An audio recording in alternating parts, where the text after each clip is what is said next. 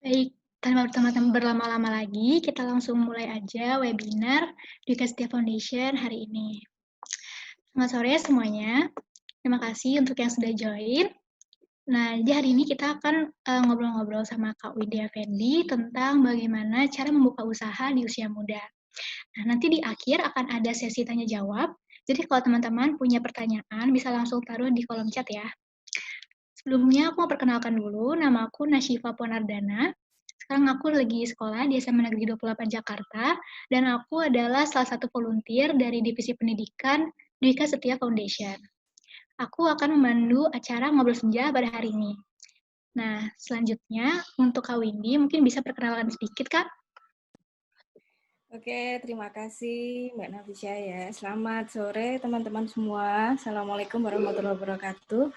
Perkenalkan nama saya Windy, saya ada di Surabaya sekarang. Saya praktisi kuliner di Surabaya, juga mengajar di beberapa kelas untuk entrepreneur biasanya. Oke, Mbak Nafisya gitu. Baik, Kak Windy, terima kasih banyak. Sama-sama. Setelah ini, kita langsung aja dengerin penjelasan materi dari Kak Windy Effendi. Kepada Kak Windy, dipersilakan untuk menjelaskan materi. Baik, terima kasih. Ini langsung aja ya. Ya, Kak. Oke, sebentar. Oke, sudah tampil di layar ya Sudah. presentasinya. Jadi teman-teman nanti kita akan sharing-sharing aja lebih tepatnya. Saya akan lebih banyak bercerita tentang bagaimana perjalanan sampai di sini. Kemudian apa mungkin kira-kira tips atau trik yang penting ya untuk teman-teman yang saya kira masih muda semua gitu ya. Oke, kali ini saya akan beri judul Creating the Future ya. Teman-teman kan pasti sekarang masih muda-muda semua ya kira-kira ini ya. Jadi sekarang dalam kondisi pandemi begini, tentu yang pertama saya berharap teman-teman semua sehat selalu, ya tetap semangat. Apapun yang terjadi kita harus tetap yakin bahwa segala sesuatu ini akan ada solusinya gitu ya. Oke, boleh next dulu untuk ini. Oke, saya kenalkan dulu, nama saya Windy Rahmawati. Saya sarjana teknik sebetulnya. Saya lulus dari Universitas Kristen Petra Surabaya, jurusan arsitektur tahun 98. Udah tua banget gitu ya berarti ya. Oke, saya sekarang banyak mengerjakan penulisan, freelance editing, freelance writer, juga naskah-naskah untuk iklan, ghostwriter untuk beberapa project, juga ada bisnis kuliner saya seperti Rumah Kue Ica yang untuk kue, cake ya, kemudian ada Rotimu untuk roti, kemudian ada Kopi Nera yang di Kalijudan, kemudian kursus kue di Cake Studio Indonesia. Jadi nanti kalau pengen tanya-tanya lebih lanjut tentang bisnis itu boleh kita ngobrol lebih lanjut. Oke, next. Nah, teman-teman sekarang tentunya, jadi sekilas saya lihat ada yang masih 18, 19 gitu ya, tentunya masih pada kuliah ya, kuliah atau sekolah mungkin ya, kalau kayak Mbak Nafisya mungkin juga masih SMA juga ya.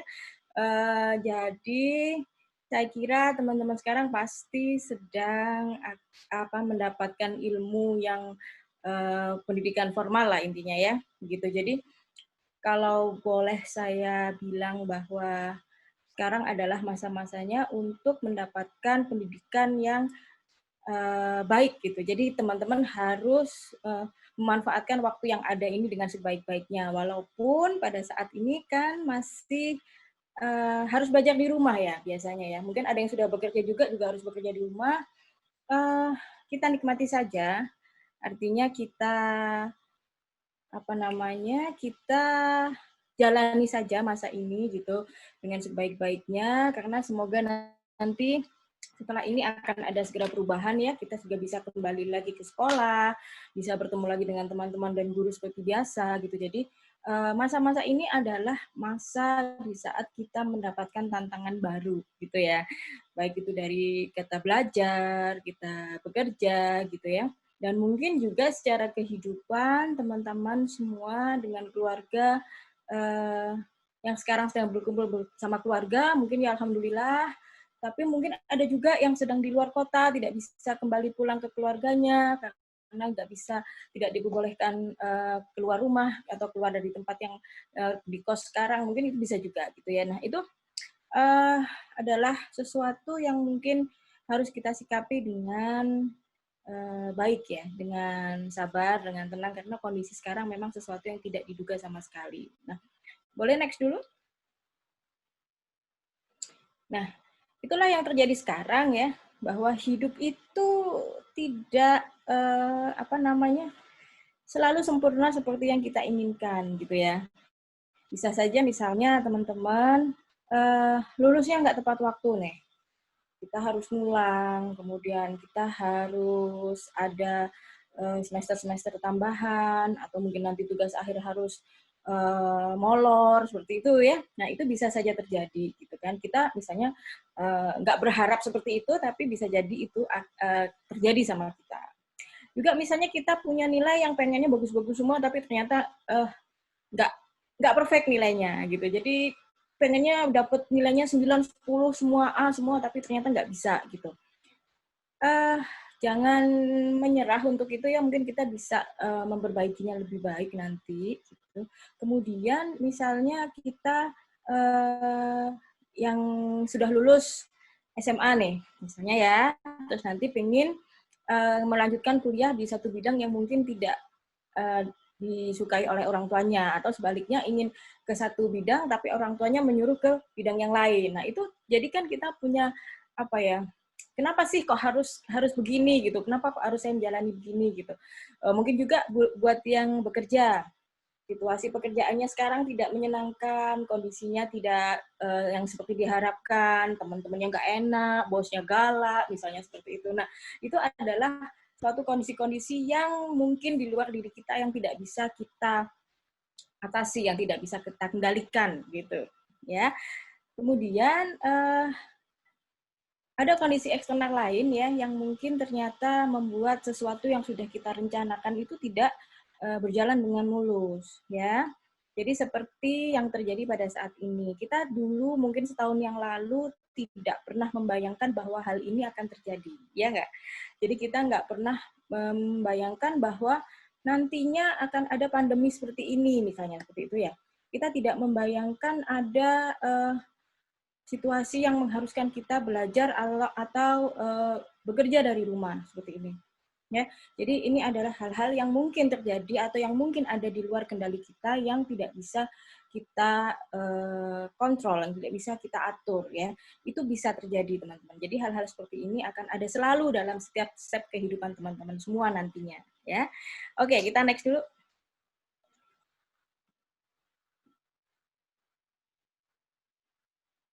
Oke.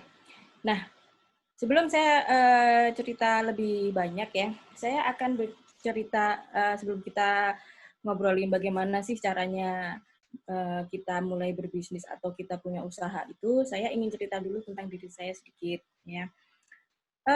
Saya itu dari kecil suka sekali musik. Saya suka baca buku dan saya suka nonton film. Udah, itu 3 hal yang sangat saya sukai. Jadi ketika saya dulu sangat menyukai musik, saya belajar bermusik. Jadi saya main keyboard, main piano, main gitar seperti itu. Nah, kemudian cita-cita tentunya, nanti aku pengen jadi pemain band yang sangat terkenal, gitu. Misalnya seperti itu ya. Dulu sempat terlintas di pikiran saya. Jadi aku nanti pengen bisa tampil di panggung-panggung perform seperti mereka yang aku lihat pada waktu kecil itu, seperti itu. Nah, cita-cita itu kan disimpan gitu waktu itu, disimpan aja. Jadi sama sekali nggak tahu gimana caranya. Teman-teman sekarang enak banget, jadi bisa sudah digital begini, sudah bisa kemana-mana ya, sudah bisa cari info kemana-mana. Zaman dulu waktu saya masih sekolah nggak bisa gitu. Jadi ketika yang ada sekarang ya itulah yang dihadapi gitu. Memang harus belajar, ya udah belajar. Paling kita cuma ekstrakurikuler semacam itu ya. Info-info itu nggak sebagus sekarang, nggak sebanyak sekarang gitu. Nah, yang kedua adalah saya suka membaca buku, kemudian saya juga suka menulis. Nah, ini juga membuat saya sangat menyukai bahasa. Jadi saya banyak belajar bahasa asing secara otodidak yang walaupun sekarang sudah agak-agak lupa gitu ya.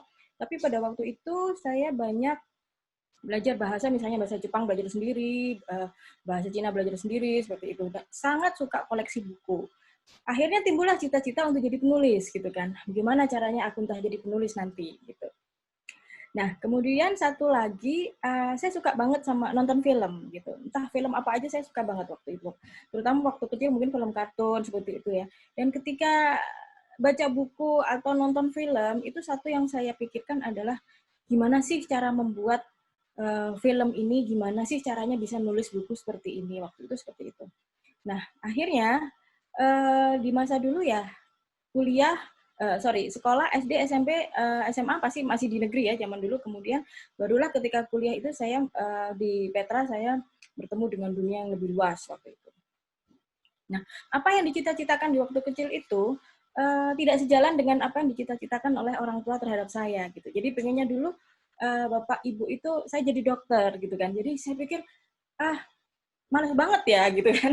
Karena saya punya keinginan yang berbeda pada waktu itu. Nah, akhirnya yang terjadi adalah saya tidak keterima di kedokteran pada waktu itu. Sudah daftar, iya, tidak keterima. Kemudian akhirnya saya kuliah di arsitektur Petra, Surabaya. Ya, boleh next dulu. Loh, kok sudah habis?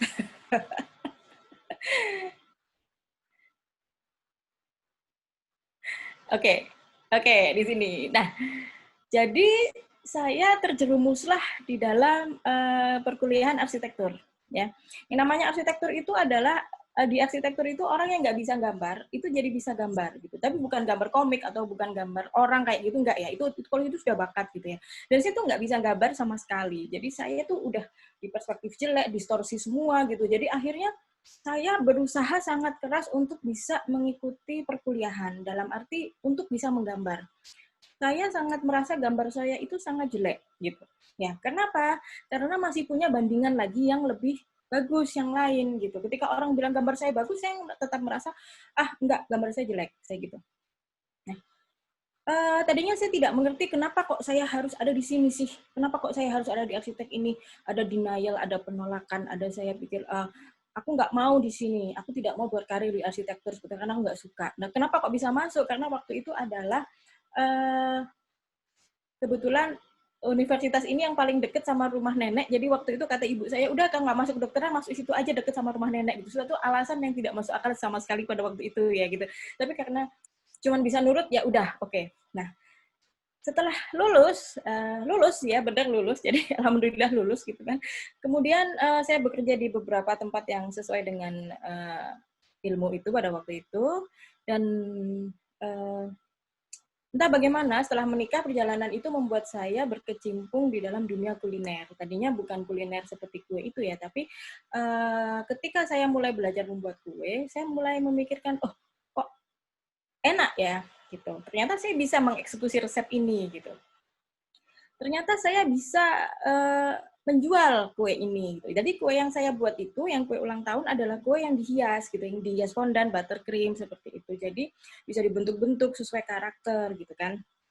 Nah, ternyata saya menyadari satu hal bahwa apa yang dari saya pelajari di arsitektur dulu adalah tentang komposisi, tentang warna, tentang struktur seperti itu terpakai di situ. Kenapa? Kadang saya mesti harus bikin kue yang bentuk rumah, gitu kan? Kue yang bentuknya orang 3 dimensi, kue yang bentuknya Groot, saya pernah bikin Groot itu 3 dimensi besar gitu kan. Jadi ternyata ilmu-ilmu yang dulu saya pelajari itu mau nggak mau terpakai gitu. Jadi saya berpikir ternyata bahwa apa yang memang digariskan oleh Allah, oleh Tuhan itu memang ada maksudnya gitu. Jadi di sini memang kepakai gitu kan. Nah, ini di usaha di kue itu tadi ya. Nah, kemudian setelah berbisnis kue itu, saya bertemu dengan beberapa teman yang kemudian satu visi dan satu misi, kemudian ayo deh, daripada kita cuma sekedar bikin-bikin kue aja, kongko-kongko nggak jelas, kita bikinlah satu lembaga kursus kecil-kecilan waktu itu. Jadi saya membuat yang namanya Cake Studio Indonesia bersama 2 orang teman, yang sampai sekarang masih. Jadi di situ mengajar kursus kue dan ilmu entrepreneurship untuk baking ya, untuk berjualan kue, gitu seperti itu. Nah, speaking of teaching gitu ya, jadi dulu bapak dan ibu saya itu itu pengennya saya jadi dosen gitu. Dan entah mengapa cita-cita yang diinginkan oleh orang tua itu tercapai lewat jalan yang berbelok-belok gitu kan. Jadi saya tetap mengajar, saya tetap ngajarin orang, tapi harus lewat dulu yang namanya arsitektur itu, harus lewat dulu yang namanya jualan kue itu, sampai akhirnya menjadi pengajar gitu kan. Sampai sekarang masih mengajar, bahkan mengajar ke bidang-bidang yang lain, termasuk ini seperti entrepreneurship seperti ini, dan juga menulis gitu ya. Nah nanti yang soal menulis akan saya ceritakan. Nah, jadi hal-hal itu saling berkaitan ketika kita sendiri tidak menyadari bahwa oh ternyata kemarin itu adalah sesuatu yang memang sudah diberikan untuk bisa kita aplikasikan kemudian, gitu ya. Jadi nggak terduga gitu. Nah, next dulu boleh? Nah, cita-cita saya untuk menjadi seorang penulis itu masih ada gitu kan. Jadi saya terus berpikir bagaimana saya caranya untuk bisa jadi seorang penulis seperti itu. Bagaimana saya bisa tetap menulis suatu saat nanti gitu kan. Tapi pada saat saya bekerja jadi waktu setelah lulus dari arsitek itu, kemudian waktu saya jualan bisnis kue itu sama sekali tidak pernah terpikir gitu kan. Gimana caranya menjadi seorang penulis. Nah, yang saya lakukan adalah, oke, next. Saya membuat mimpi itu tetap hidup gitu. Jadi cita-cita ini adalah membuat jadi penulis itu saya tetap lakukan hal-hal yang membuat saya bisa mencapainya walaupun saya tidak tahu itu kapan gitu. Salah satu caranya adalah kalau bisa saya breakdown di sini menjadi 3, ya ini untuk apa? Pengetahuan teman-teman semua adalah yang pertama adalah saya melakukan modeling, dalam arti saya punya satu idola. Seorang penulis di sini adalah Dewi Lestari, ya saya suka dengan Mbak Dewi gitu kan. Jadi saya ingin tahu gimana sih cara dia itu bisa jadi penulis. Saya pelajari kehidupannya, saya lihat tulisan-tulisannya, saya baca gitu, dan kemudian saya menerapkan mungkin disiplinnya dia gitu, bagaimana cara dia membuat ide jadi tulisan seperti itu, walaupun waktu itu tidak tidak konsisten ya. Artinya kan kita masih sibuk, saya masih sibuk dengan pekerjaan, masih sibuk dengan si kue-kue itu kayak gitu. Nah, dengan tetap melatih skill ini, saya dengan modeling tadi saya berusaha juga untuk melatih skill. Artinya saya tetap belajar gimana sih nulis yang baik gitu, untuk ikut kelas online, ikut pelatihan-pelatihan seperti itu, walau juga tidak konsisten. Dan ternyata dunia kue tadi itu ternyata menggiring saya kepada bertemu dengan teman-teman yang satu ide gitu, bahwa kita bisa membuat buku untuk decorating cake itu kita tuangkan dalam buku gitu. Dan itulah buku pertama saya gitu. Jadi saya pikir-pikir loh, ternyata saya tetap jadi penulis juga gitu ya. Jadi dengan berlatih akhirnya saya tetap bisa menjadi penulis gitu di akhirnya gitu, setelah apa yang saya lalui semua gitu. Nah, oke, berikutnya. Dan akhirnya sekarang saya alhamdulillah sudah ada 4 buku dan 4 lagi yang akan terbit ya. Jadi saya produktif di menulis di akhir 2019 dan sampai sekarang gitu. Jadi apakah bisnis lainnya tetap masih gitu. Jadi semuanya itu adalah tetap mendukung bagaimana kita bisa tetap mengerjakan apa yang kita sukai, tapi kita juga masih tetap berbisnis gitu kan. Dan jangan salah teman-teman, bahwa ketika saya mengerjakan apa yang saya sukai, itu ternyata bisa menjadi sesuatu yang menghasilkan uang juga gitu. Contohnya dari nulis ini dia juga bisa menghasilkan uang. Kemudian bisa juga saya mengadakan kelas penulisan gitu kan. Kemudian ada kelas copywriting seperti itu. Nah, itu ternyata sesuatu yang sama sekali tidak pernah saya bayangkan sebelumnya, bahwa apa yang saya sukai dan saya inginkan itu bisa menjadi sesuatu yang menghasilkan di akhirnya, gitu. Nah, nanti akan saya tarik bagaimana ini ceritanya tadi bikin usaha kok janganlah jadi cerita nulis ya. Oke, next dulu. Nah, sekarang teman-teman, sekarang di kondisi sekarang ya yang ingin saya tanyakan, teman-teman itu punya ketakutan apa terhadap hidup yang akan datang nanti gitu kan. Jadi yang namanya ketakutan itu adalah sesuatu yang belum pernah terjadi gitu kan. Sesuatu yang masih di awang-awang gitu kan. Seperti saya dulu misalnya, nanti kalau saya masuk arsitek mau ngapain gitu ya, saya nggak ngerti mau ngapain gitu akhirnya.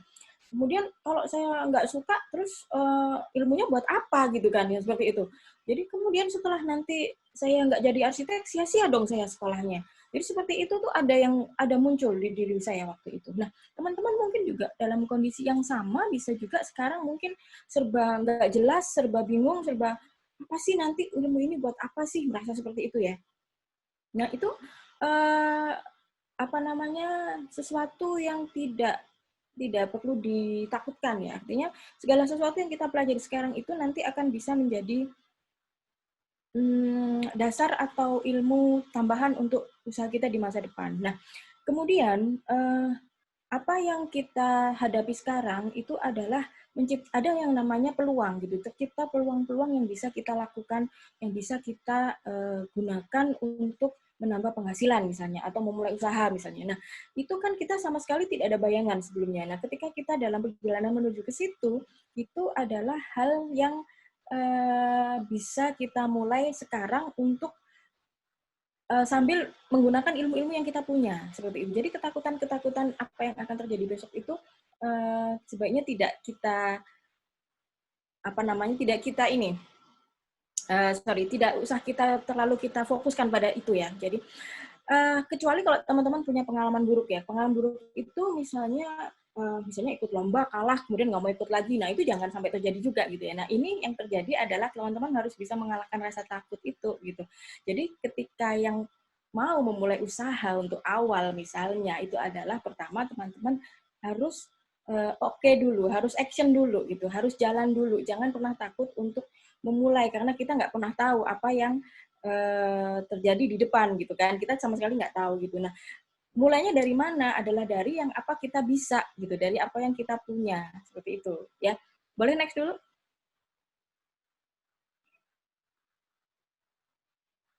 Nah jadi kalau boleh saya sarankan kepada teman-teman, pada posisi teman-teman dimanapun saat ini gitu ya. Jadi kalau lagi sekolah, sedang kuliah atau sudah bekerja, waktu itu kan tetap berjalan gitu ya. Tapi teman-teman tetap cari passion-nya apa, terus tujuannya dalam hidup itu apa gitu. Kemudian cari dream-nya apa di dalam hidupnya, punya keinginan untuk apa gitu kan. Nah, ketika saya memulai usaha kue itu, saya pada waktu awal itu adalah cuma ingin menuangkan apa yang saya bisa di waktu saya kuliah di arsitek dulu ke dalam suatu bentuk kue gitu kan. Itu aja dulu tujuannya. Ternyata ketika itu menjadi sesuatu yang menghasilkan, saya mulai berkreasi, mulai berlatih, mulai banyak belajar lagi untuk jadi hasil yang terbaik gitu. Jadi tidak sekedar main-main atau coba-coba aja gitu kan. Nah, kemudian setelah punya sesuatu yang dikerjakan itu tentu di dalam diri kadang masih ingin yang tadi ya namanya dream itu, masih pengen jadi penulis itu. Nah, ternyata setelah kue-kue yang saya hasilkan itu menjadi suatu portofolio bahwa ternyata oh kue ini boleh nih dibukukan, skill ini boleh nih dicatat, ini boleh nih dijadikan suatu buku untuk mengajari yang lain. Nah, seperti itu. Jadi saya tidak pernah tahu bahwa itu akan terjadi karena tidak bisa diduga ya. Akhirnya saya menjadi penulis dengan apa yang sudah saya kerjakan sebelumnya gitu kan. Nah, jadi apabila teman-teman memang ternyata sekarang pengen sesuatu gitu ya, cita-citanya sudah jelas nih, aku pengen nanti aku jadi video maker nih, aku pengen jadi artis nih atau apa gitu ya. Nah, itu mungkin harus mulai dikuatkan gitu kan. Nah, satu yang saya juga mesti ingatkan bahwa di zaman seperti ini sekarang ya, yang diperlukan itu adalah skill yang spesifik. Oke, next dulu boleh? Oke, jadi setelah ketemu tujuannya ya teman-teman tahu mau kemana, kita harus memetakan bagaimana caranya kita bisa sampai pada tujuan kita gitu. Jadi kalau nanti cita-citanya aku pengen jadi pengusaha gitu kan. Oke, sekarang kok jadi pengusaha apa dulu yang harus dilakukan? Sudah tahu caranya belum? Sudah belajar ke situ belum? Nah, ketika ilmu-ilmu yang dipelajari sekarang itu tidak bisa langsung dipakai, itu nanti akan berguna nanti, tapi tetap harus belajar seperti itu. Nah, lanjut dulu next.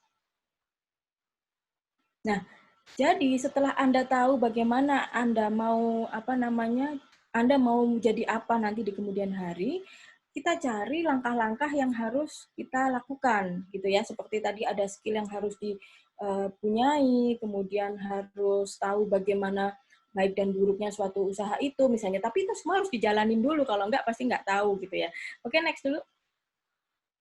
Nah, jadi cari kebutuhan Anda apa gitu kan. Jadi kalau misalnya aku ingin jadi pengusaha, aku ingin punya toko sendiri, aku ingin punya YouTube channel yang sangat banyak subscribernya gitu, itu apa yang harus dilakukan gitu kan.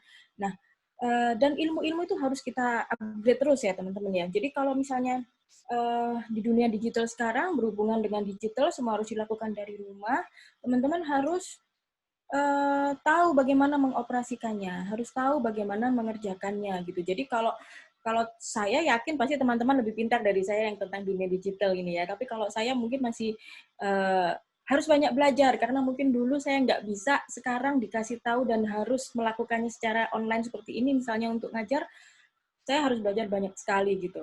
Nah, jadi upgrade skill itu adalah harus. Kemudian yang ketiga adalah follow updates ya. Jadi teman-teman pasti juga sudah menyadari bahwa perkembangan dari teknologi dulu sampai sekarang itu cepat sekali gitu ya. Kalau kita tidak bisa mengikuti, kita tidak akan bisa tahu bagaimana cara kita menjalankan usaha atau kita misalnya punya sesuatu yang bisa kita karyakan di dalam diri kita. Nah, yang poin keempat ini yang spesial itu itulah maksud saya ketika teman-teman sekarang bersekolah ya atau sedang bekerja sesuatu yang mungkin dari kantor atau apa itu satu harus punya juga skill lain yang bisa menunjang atau skill lain yang mungkin nanti bisa digunakan ketika pekerjaan saat ini misalnya ditinggalkan ketika kuliah yang sekarang ini tidak bisa apa namanya tidak sesuai dengan keinginan gitu misalnya kita punya skill yang lain itu harus terus ya jadi harus sangat spesifik jadi jangan terlalu menjadi umum atau biasa-biasa saja jadilah sesuatu yang spesial seperti itu boleh next.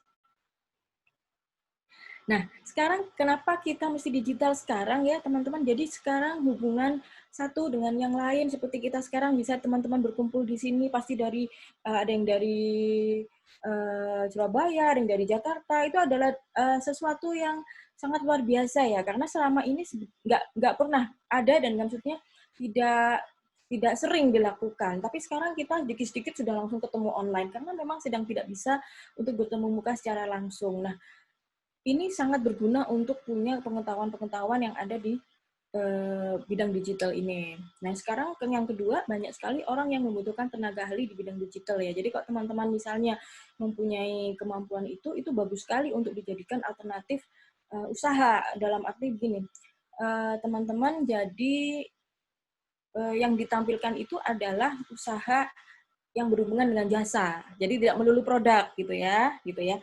Kemudian yang ketiga sekarang digital ini semuanya berhubungan dengan data. Jadi teman-teman kalau sudah apa namanya punya kontak di WhatsApp-nya, di Line, punya teman di Facebook, Instagram itu semua adalah data gitu. Jadi itu akan berhubungan dengan kesuksesan nanti kita bisa berjualan pada siapa saja. Nah, itu sangat penting ya. Oke, next. Nah, ini ada beberapa profesi yang mungkin teman-teman bisa highlight ya untuk sekarang di era digital. Misalnya sangat penting sekali karena banyak yang membutuhkan gitu. Jadi ini yang misalnya ada visual graphic designer atau teman-teman bisa mengerjakan itu dari rumah gitu. Kalau nggak bisa, nggak tahu bagaimana caranya, tapi pengen jadi visual designer ya cari skillnya seperti itu. Kemudian copywriting, pelakunya namanya copywriter gitu ya, dan content marketing yang namanya content writer, itu semua sangat dibutuhkan sekarang, bahkan bisa dikerjakan dari rumah. Ada lagi food blogger, music creator, ya teknologi sudah sangat maju, Anda bisa rekam di rumah, bisa dikirim, sorry, bisa dijual juga hasilnya, seperti itu.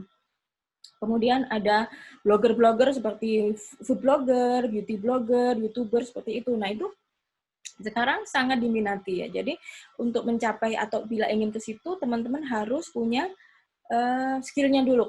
Itu harus dipelajari. Nah, jadi profesi-profesi ini adalah satu profesi yang bergeser sudah di masa lalu. Mungkin kalau kita harus mengikuti tren di masa lalu udah nggak masuk akal lagi sekarang ya. Jadi harus kita sesuaikan dengan sekarang. Oke, next. Oh, sudah selesai.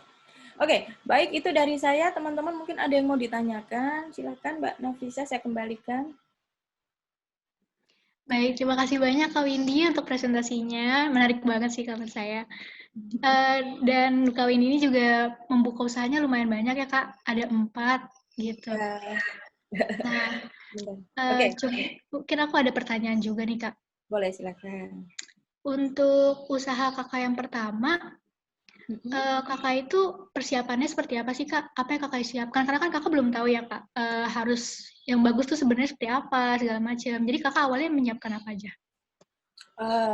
Yang pertama itu dari semuanya adalah rumah kue Ica itu yang bikin kue ulang tahun ya. Jadi memang awalnya pasti dari coba-coba seperti yang saya bilang tadi ya. Ternyata setelah dicoba ternyata bisa dijual gitu. Ternyata bisa bisa laku gitu kan. Nah, itu adalah eh, kalau bisa dibilang modal hampir nggak ada karena memang baru coba-coba dulu. Jadi ketika teman-teman pengen punya usaha yang serius, kalau sudah pengen diperhitungkan, mungkin seperti modal mungkin cari yang minimal dulu gitu kan. Banyak belajar tentang skillnya itu, belajar bagaimana, kalau saya dulu belajar bagaimana membuat kue yang enak gitu ya. Jadi diteskan dulu, dicobakan ke sana ke sini gitu dan ternyata banyak yang suka. Nah, itu dari lambat laun pengetahuan juga ditingkatkan, belajar lagi, kemudian modal juga lama-lama ditambahkan, kita bisa cetak logonya, bisa bikin kemasannya, seperti itu. Nah, tapi ketika mulai dari awal banget, saya tidak menyarankan untuk langsung membuatnya di depan, ya, karena pasti akan membutuhkan sesuatu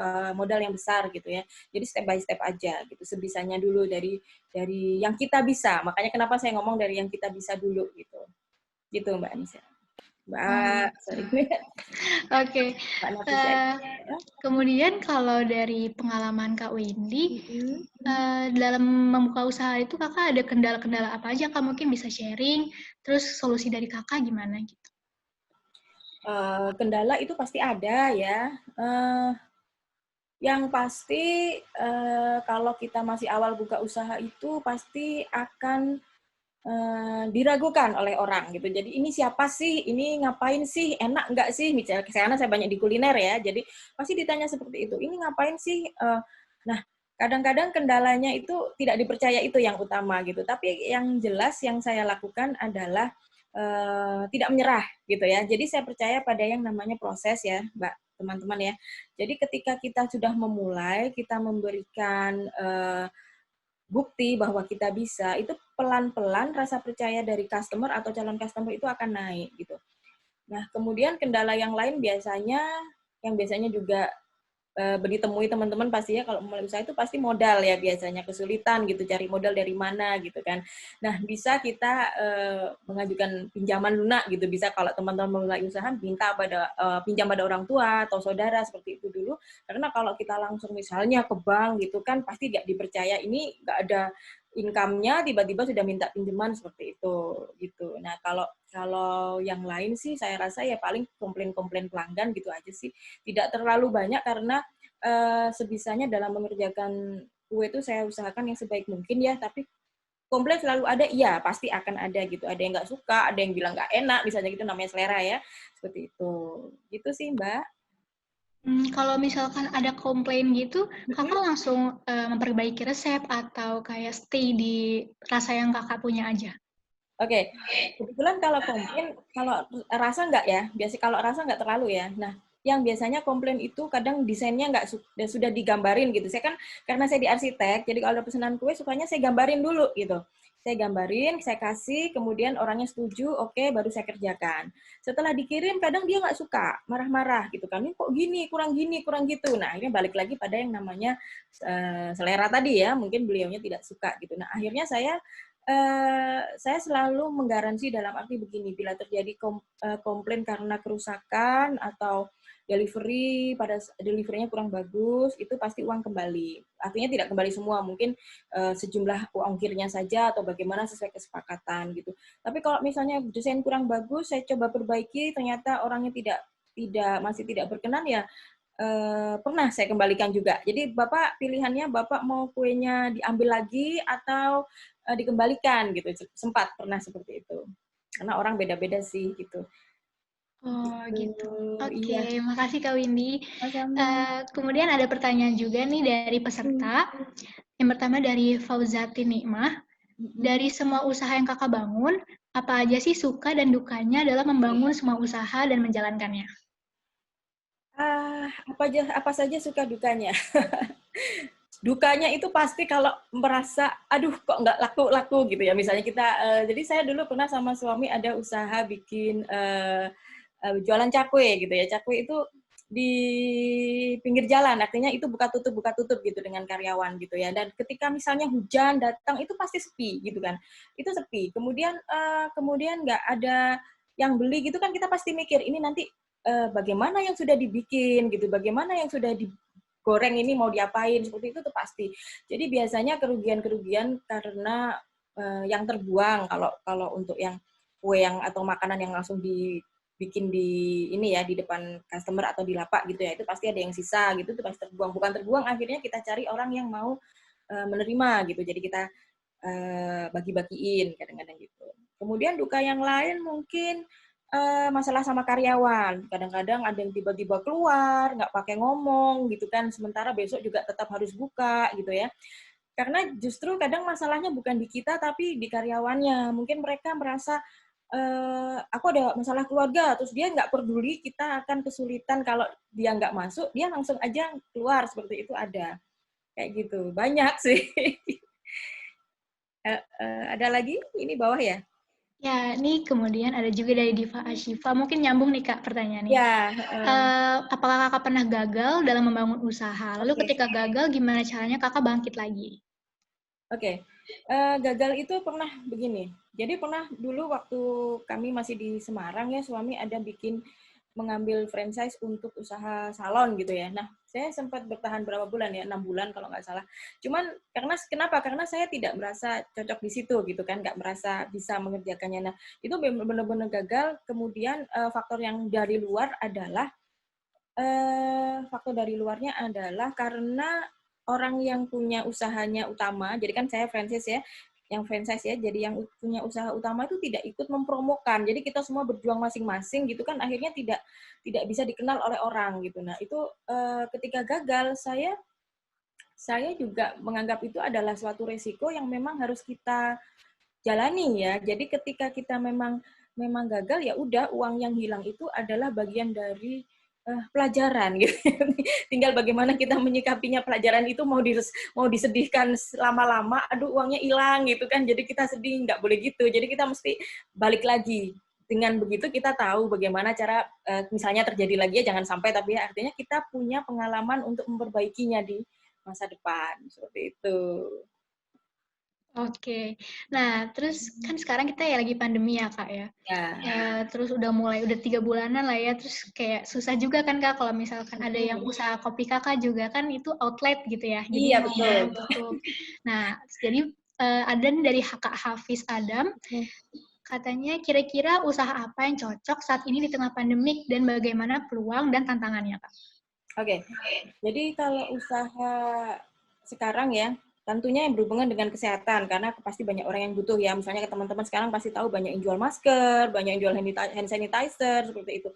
Eh, Mungkin kalau yang pintar jahit bisa tuh bikin-bikin sendiri, bikin jahit-jahit sendiri gitu masker. Nah, tapi kalau saya lihat yang namanya bisnis kuliner itu masih akan tetap dicari gitu, karena orang pasti akan butuh makan terus kan gitu ya. Tinggal bagaimana kita mengemasnya. Mungkin kalau makanan itu yang bisa dikirim jauh, misalnya dalam bentuk frozen atau dikemas satuan siap makan gitu, atau kemudian tinggal makan nih dalam arti sudah dipak kecil-kecil gitu ya. Kemudian minuman mungkin yang bisa langsung minum seperti itu, dan harga yang tidak terlalu mahal karena pasti pandemi ini kan mempengaruhi ekonomi juga ya. Jadi tidak bisa kita bikin sesuatu yang terlalu mahal. Jadi kalau mau dikasih contoh seperti ini, saya untuk kue ulang tahun tidak seperti tahun-tahun yang kemarin gitu. Dalam arti sekarang konsentrasi orang itu tidak akan fokus pada beli kue ulang tahun, ya kan? Lebih kepada kebutuhan pokok gitu. Jadi kalau kopi juga sedikit agak turun memang karena posisi mungkin tidak bisa banyak yang nongkrong gitu ya. Kemudian kalau yang roti itu masih, karena kemudian orang akan berpikir alternatif makan apa, jajanan yang bisa dibeli kemudian dibawa pulang ke rumah kayak gitu. Nah, jadi peluangnya masih banyak, saya kira di kuliner masih banyak ya, minuman, makanan masih bisa gitu. Tantangannya yaitu harus pintar-pintar cari sesuatu yang beda ya, unik ya, karena semua pasti berlomba-lomba untuk menjual makanan sekarang ini. Saya yakin, karena saya tahu teman-teman saya juga sekitar yang tadinya tidak usaha kuliner, tiba-tiba semua jualan frozen gitu kan. Jadi seperti itu, gitu. Oke. Itu ya, Mas. Kalau dari usaha dari Kak Windy sendiri, terganggu nggak sih Kak kalau dengan adanya pandemi ini? Atau tetap bisa berjualan dengan tadi cara-cara Kakak yang tadi tuh? Iya, jadi kalau saya boleh bilang ya, ini kenapa makanya saya bilang teman-teman harus ada skill yang lain ya. Karena yang namanya usaha itu tidak melulu harus dengan produk makanan minuman ya. Jadi saya justru di pandemi ini memang makanan yang tadi kue ulang tahun ya agak turun, kopi juga agak turun. Tapi yang namanya ngajar online itu banyak sekali. Kemudian saya mengerjakan editing buku online banyak sekali. Jadi saya di rumah saja, tapi saya tetap produktif gitu. Makanya saya tadi kan sedikit nyerempet ke tempat tentang menulis itu ya, karena maksud saya adalah jadi di masa sekarang ini teman-teman harus punya skill yang memang teman-teman bisa secara spesial. Itu akan sangat berguna sekali gitu loh. Jadi jangan melulu fokus kepada kita harus jualan produk nih, makanan, minuman gitu, nggak selalu. Jasa itu penting gitu. Teman-teman gini, mungkin kalau yang seumuran saya ibu-ibu nih, ya ibu-ibu itu sekarang banyak yang gaptek loh. Jadi kalau teman-teman lebih pintar tentang ilmu digital gitu yang seperti tadi disebut ya, ada beberapa profesi digital itu ya, itu banyak sekali yang pengen diajarin karena banyak yang nggak bisa gitu. Jadi kayak ngoperasiin Zoom seperti ini tuh banyak sekali ibu-ibu yang nggak bisa. Itu saya rasa masih peluang buat teman-teman untuk membuat kelas-kelas pelatihan juga masih bisa. Kayak gitu. Gitu, Mbak. Oke, makasih banyak Kak Windy. Iya. Kemudian ada lagi dari Vira. Oke. Katanya, saya sering membuka usaha, tapi usahanya tidak pernah bertahan lama. Nah, Oke. biasanya penyebabnya apa ya, Kak? Lalu bagaimana cara meningkatkan rasa percaya diri dan mengatasi rasa takut duluan sebelum memulai? Oke. Mungkin mesti kalau ditanya kepada saya penyebabnya tidak bertahan lama, saya balik nanya, kira-kira kenapa kok nggak bertahan lama pada waktu itu? Apakah bosan? Apakah kemudian ternyata kemudian sepi pembeli, habis itu nggak dilanjutin lagi? Nah itu kalau buat saya ya, namanya usaha itu naik turun loh. Jadi kadang kita rame, kadang kita sepi, itu udah biasa gitu. Jadi ketika teman-teman mulai suatu usaha dan tidak bertahan selama 1 tahun ya minimal, itu memang nggak akan terasa. Dalam arti begini, kita lewatin dulu 1 tahun pertama itu supaya tahu di mana sih kelebihan keunggulan usaha ini, kekurangannya di mana, itu harus dilewatin dulu. Jadi ketika kita 3 bulan terus sepi, terus putus asa, oh, udah deh males ya, nggak usah deh, berhenti aja, itu eman banget gitu kalau menurut saya. Karena nanti punya usaha baru 3 bulan lagi gitu lagi ya, saya jamin tidak akan pernah dapat apa-apa. Jadi memang harus bertahan ya. Artinya tinggal kita sebagai pemilik usaha itu mesti punya inovasi nih, mau diapain, mau diapakan usahanya. Karena kalau ngomong-ngomong pandemi begini ya iyalah hampir semua usaha itu akan agak turun ya gitu. Tapi ya memang kita harus kreatif di situ. Terus harus percaya diri, memang harus ditinggal. Cara meningkatkannya gimana ya? Yakin, Mbak. Yakin bahwa apa yang kita jual itu oke, bahwa diri kita juga sebagai penjual juga bagus gitu. Jadi jangan ini ya, jangan merasa kecil hati duluan. Jangan enggak feedback ya. Oke, gitu mungkin. Berikutnya boleh lanjut. Oke, berikutnya dari Jahya Mikael. Katanya, untuk membuka sebuah usaha, terkadang kita butuh partner untuk membantu kita membangun usaha tersebut. Bagaimana kita memilih partner yang baik, dan bagaimana cara kita agar partner kita tadi bisa betah dan senang bekerja sama dengan kita. Oke. Tadi yang bisnis saya, yang Cake Studio Indonesia itu berpartner ya. Kemudian yang Rotimu, yang roti itu juga berpartner ya, bukan saya sendiri. Jadi kalau berpartner itu sebetulnya kalau menurut pengalaman saya jangan sama teman gitu. Karena kalau sudah sama teman, satu biasanya ada sungkan. Nanti kalau berantem jadi nggak enak hubungannya seperti itu. Nah, cuman yang paling penting adalah ketika memilih partner itu, yang penting partner ini tadi satu visi sama kita gitu. Jadi jangan sampai kita sendiri lari, temennya masih diem-diem di sana, diajak gini, iya tapi nggak jalan. Nah itu malah kita yang nyeret-nyeret partner kita, akhirnya usahanya juga jadi nggak bagus gitu kan. Nah jadi satu visi dulu, kemudian kita yang misalnya kita nih yang semangat 45, dia nggak terlalu semangat, kita harus bisa membantu dia untuk memiliki rasa yang sama gitu. Jadi langsung bagi tugas kalau saya sama partner itu. Jadi ketika saya didapuk jadi CEO gitu ya, oke, kamu yang bagian produksi, kamu yang bagian marketing, saya bagi semua. Jadi ketika tugasnya sesuai ranahnya masing-masing, ada yang nggak beres ya tinggal tegur gitu. Karena ketika berpartner mau nggak mau desk job-nya itu kan sendiri-sendiri gitu. Jadi ketika meskipun kita tadi naruh uang misalnya sama nih, sama-sama 5 jutaan gitu ya. Tapi ketika sudah punya tugas masing-masing itu harus tegas gitu ya. Jadi jangan karena teman ya udah deh nggak apa-apa gitu. Nah, itu nggak bisa. Biasanya terus malah berantakan belakangnya gitu. Jadi setelah pilih partner yang satu visi supaya partnernya bisa betah dan senang bekerja sama dengan kita ya memang komunikasi harus dibangun ya. Jadi saling menyesuaikan lah, sama kalau misalnya teman-teman punya teman dekat gitu kan, kalau misalnya nggak sesuai cara ngobrolnya kadang-kadang tersinggung seperti itu. Nah, itu juga harus diatur gitu. Apalagi partner usaha. Seperti itu. Oke, Oke. lanjut. Kemudian ini kayaknya mulai melanjutkan yang tadi juga nih sebelum ini. Jadi ada dari Dimas, Kak, ketika usaha yang kita buat kurang berhasil, parameter apa aja yang harus kita pertimbangkan untuk mengambil keputusan tetap melanjutkan usaha atau berhenti memulai usaha baru? Oke, jadi ketika usaha itu jalan ya, kemudian kita merasa kurang berhasil, satu dari pendapatan dulu yang jelas. Ketika pendapatan, biasanya gini, oke saya ulang ya, ketika kita mulai usaha, kita ada yang namanya modal gitu ya. Nah modal ini misalnya bisa sendiri atau patungan gitu kan. Nah ketika misalnya usahanya tidak terlalu berhasil, tidak membuahkan hasil, omsetnya turun, itu sampai menggerus yang namanya modal tadi, sampai ketika kita tidak bisa ekspansi apa-apa, tidak bisa melakukan gaji misalnya, itu juga kita tidak bisa, itu saran saya mungkin harus dievaluasi dulu. Alternatifnya bagaimana? Ketika kita misalnya berpartner, itu mungkin akan lebih susah ya, karena kita mesti kompromi dengan partner itu. Kalau sendirian sih mungkin gampang lah tinggal diputusin. Tapi intinya ketika kita memutuskan untuk berhenti atau lanjut, baik buruknya sudah harus dipertimbangkan. Bukan berarti bahwa nanti ke depannya masa pandemi ini misalnya ya, ini akan berhenti kemudian jadi lebih baik kan bisa jadi gitu kan. Mungkin kita setback dulu, slow dulu, down dulu, nanti sambil mundur kita pikirkan strategi baru untuk memajukan usahanya. Jadi jangan buru-buru, dipikirkan dulu gitu. Karena memulai usaha yang baru itu juga nggak gampang pasti, kayak gitu. Ya kan, gitu. Kecuali saling mendukung ya. Jadi contohnya kalau saya tadi punya rumah kue Ica untuk kue roti ya, kue ulang tahun ya. Ketika saya bikin Cake Studio Indonesia itu adalah kursus yang mengajarkan untuk membuat kue ulang tahun juga gitu.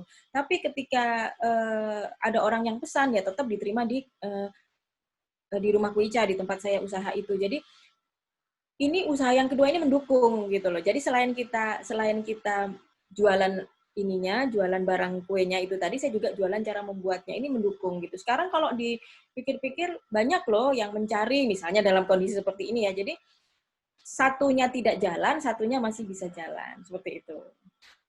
Oke, tapi berarti yang lebih penting menurut Kak Windy tetap diusahakan dulu ya Kak, Ya, karena membuat usaha baru tuh susah juga ya.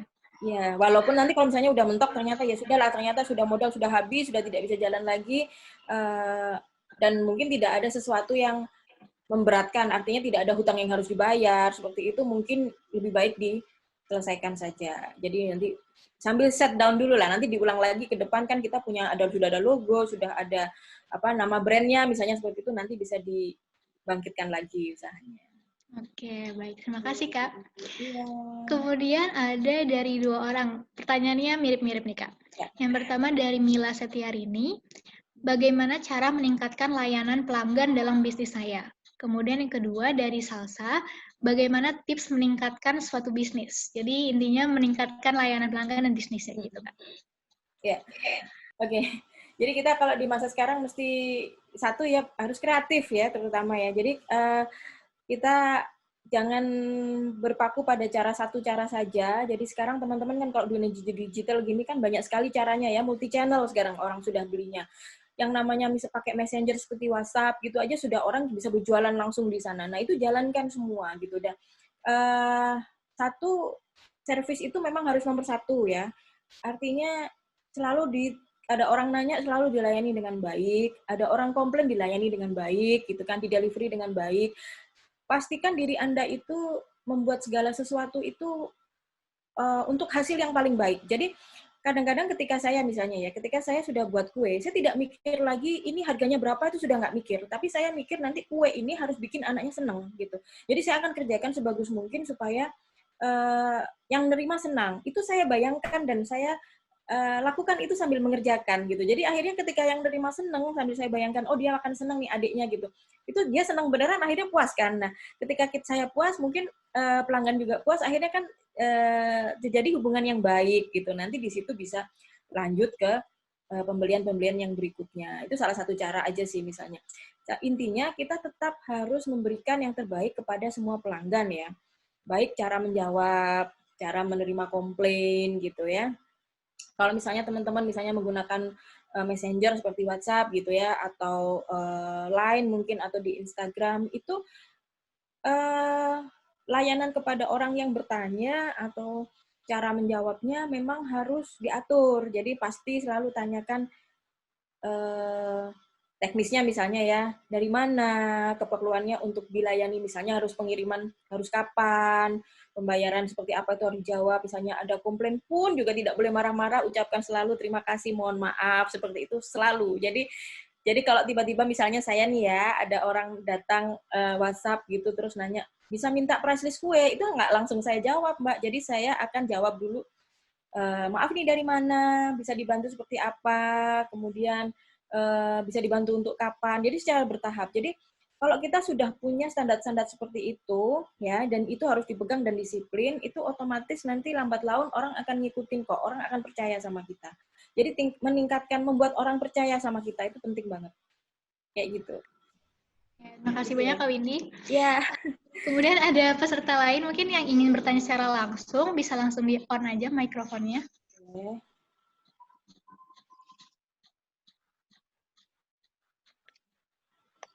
Oke, untuk sambil menunggu yang lain bertanya, aku juga ada pertanyaan nih Kak. Boleh.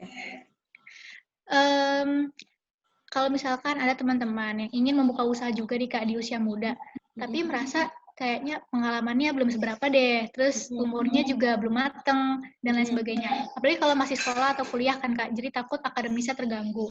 Kalau menurut Kak Windy gimana? Kalau nggak dimulai sekarang, mau kapan gitu pertanyaan saya begitu ya. Jadi kalau kembali kepada saya misalnya, saya sudah dalam tahap yang masuk ke dunia usaha itu udah telat banget kalau menurut saya. Kebetulan saya dan suami sama-sama wirausaha gitu ya. Ini kita tularkan kepada anak-anak gitu kan. Jadi kepada anak saya kebetulan dia kuliah di DKV ya, desain ya. Saya membuat dia merasa perlu untuk mulai menerima desain-desain freelance mulai dari sekarang gitu. Jadi meskipun dia masih semester 2, dia masih semester 1, selalu saya tantang dan selalu saya dorong untuk bisa mulai menerima desain dari sekarang. Buat apa? Tujuannya adalah buat pengalaman, satu. Dua, buat portofolio gitu. Jadi teman-teman jangan memikirkan ini nanti gagal atau sukses ya. Ini nanti kalau nggak berhasil bagaimana ya. Ini nanti kalau nggak laku bagaimana ya. Udah nggak usah. Jadi maju aja dulu, kerjain dulu, karena itu adalah portofolio jalan awal kita gitu.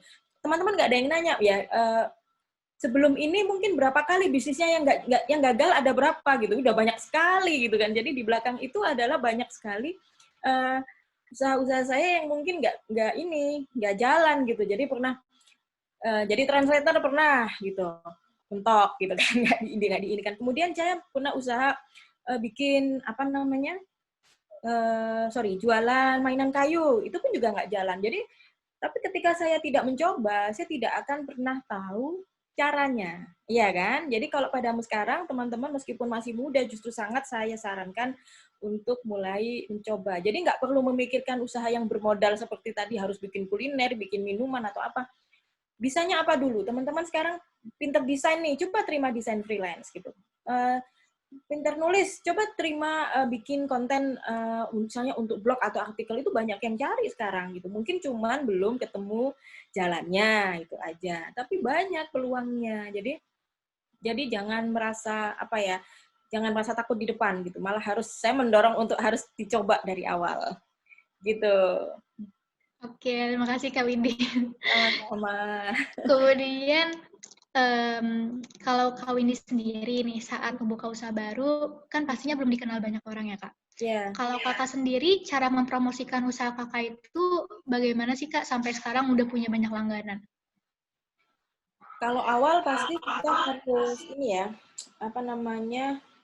nggak boleh malu untuk mempromosikan. Kadang kendala pertama itu pasti, aduh malu, nanti dibilang kok jualan, ngapain gitu kan. Kadang-kadang mesti gitu. Jadi saya dulu modalnya nekat aja gitu, tawarin gitu kan.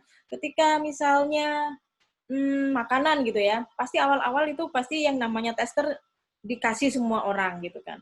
Dari nyebarin 10 tester, 20 tester itu bisa aja di awal-awal yang beli cuma 1, cuma 2 gitu kan. Nah, jadi kalau bisa sekarang dibilang sekarang tahun berapa? 2020 ya. Saya mulai bisnis kuenya di tahun 2008. 2008 di Semarang. Nah, udah berapa tahun tuh? Nah, tapi sebelumnya misalnya apakah saya mencoba di kuliner? Enggak, di bisnis yang lain gitu. Jadi ketika saya tidak menawarkan, ya orang memang tidak tahu gitu ya. Jadi ketika sudah mulai bisnis kuliner itu, nekat judulnya. Saya sudah belajar dari yang kemarin bahwa kalau tidak ditawarkan, orang itu tidak akan tahu, kan gitu. Jadi ketika saya bisnis kuliner, saya nekat menawarkan, dan ketika orang mencoba, 20 mencoba beli cuma 1, besok ditawarkan lagi. Tidak boleh berhenti lah. Jadi dari tahun 2008 menuju ke sini perjalanannya panjang. Dari yang awal 1 bulan cuma 1 order, kemudian nambah bulan berikutnya mungkin jadi 2 gitu. Jadi nggak tiba-tiba langsung banyak gitu. Makanya mulailah sekarang, jangan dimulai nanti keburu telat nanti kayak saya gitu ya.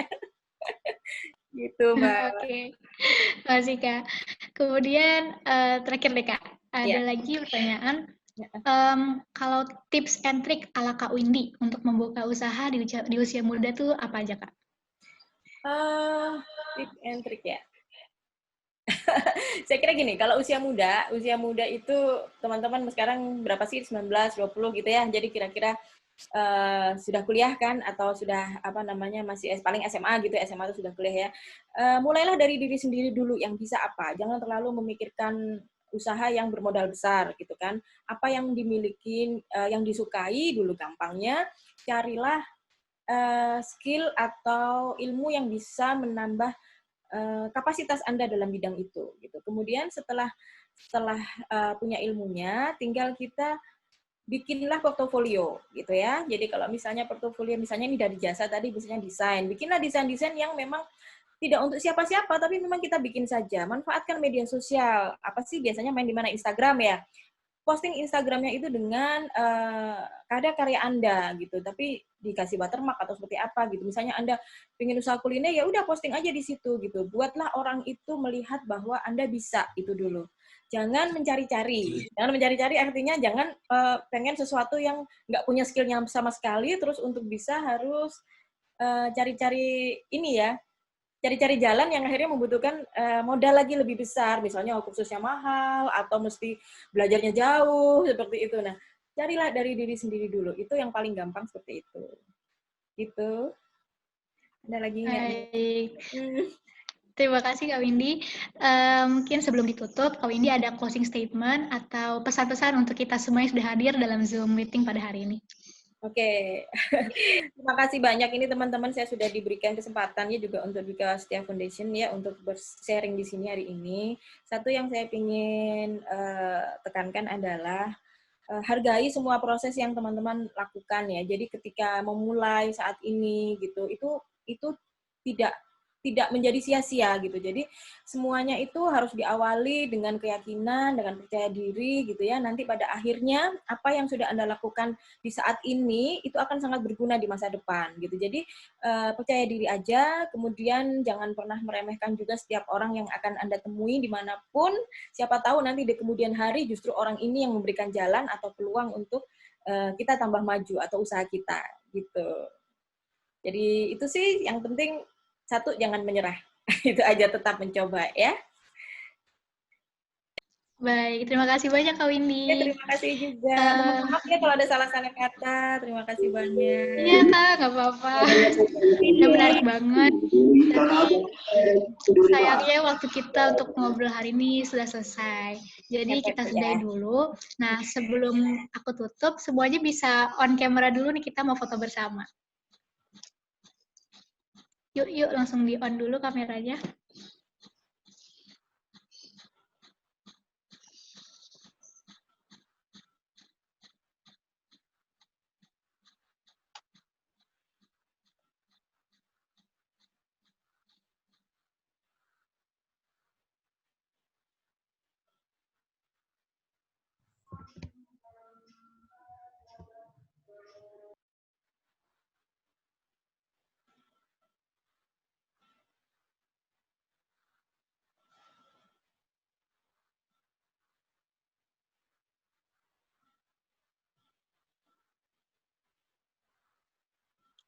Baik, terima kasih banyak semuanya.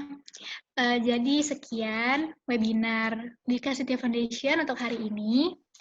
Aku mengucapkan terima kasih banyak untuk Kak Windy yang sudah menyediakan waktunya untuk kita semua. Untuk semuanya yang penasaran nih sama usaha-usahanya Kak Windy, bisa langsung cek juga di Instagramnya @windyfnd. Nah, jangan lupa juga untuk follow @Dika Setia Foundation biar selalu update dan nggak ketinggalan info ngobrol-ngobrol selanjutnya, karena pastinya Dika Setia Foundation bakal on air lagi dengan narasumber yang nggak kalah keren dan tema yang nggak kalah seru. Jadi terima kasih banyak semuanya sudah hadir. Selamat sore. Selamat sore, terima kasih. Terima kasih Kak Windy. Terima kasih semua.